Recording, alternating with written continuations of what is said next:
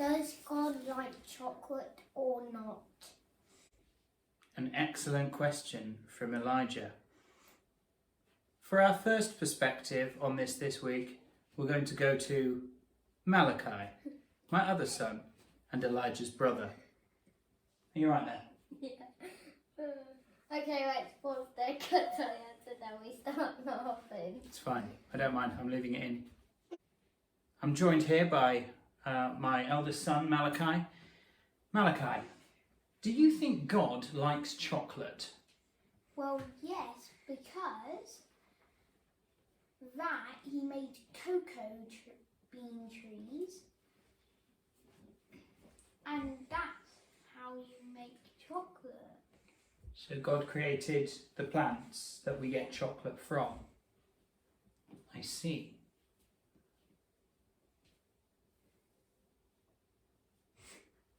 So Malachi thinks that God does like chocolate because he invented the plants they came from.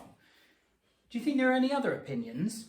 Because God doesn't like chocolate. It's because when you eat too much chocolate, you could go insane.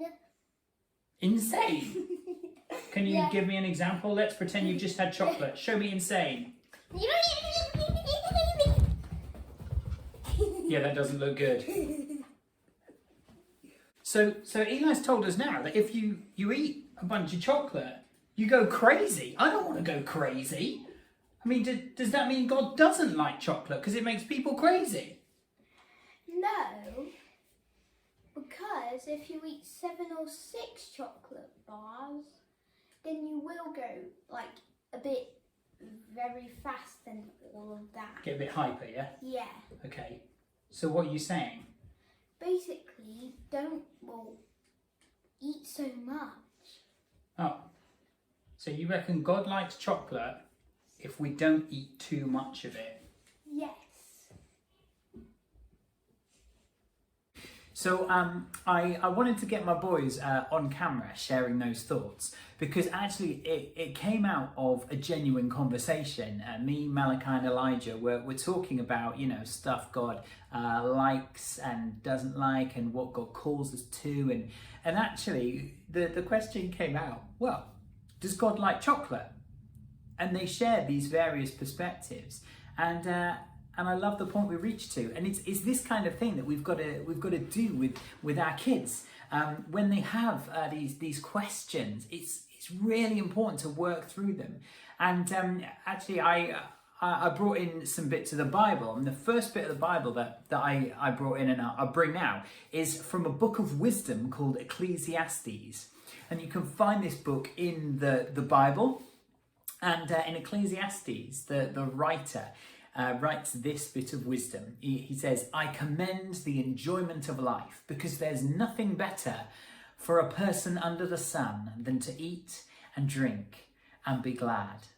Then joy will accompany them in their toil all the days of the life God has given them under the sun.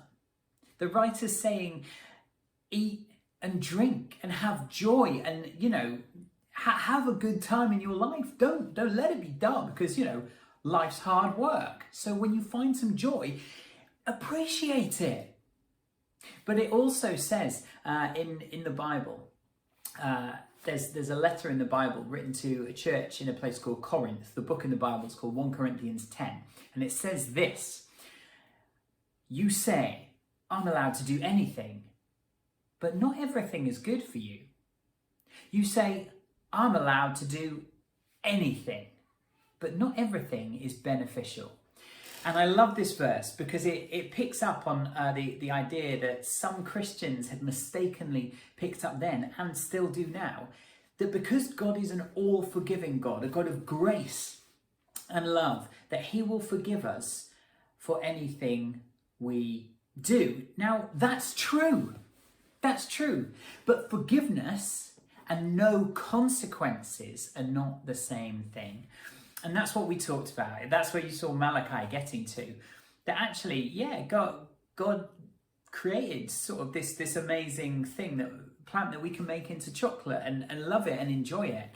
But he also recognised, and Eli recognised, that Too much of it is not good for you. Yet we're meant to find joy in this life. But when we obsess about something that takes our eyes off the life that God really wants for us, we've gone too far and it's become too much. An addiction to anything is not good for you. Too much chocolate is never good for you. It's simple stuff, but actually doing those kind of simple exercises with kids teaches a deeper truth that I pray will stay with my boys for the rest of their life. God bless you. Have an amazing week, and may you know that God will forgive you for all things. You're allowed to do anything, but not everything's good for you. See you soon.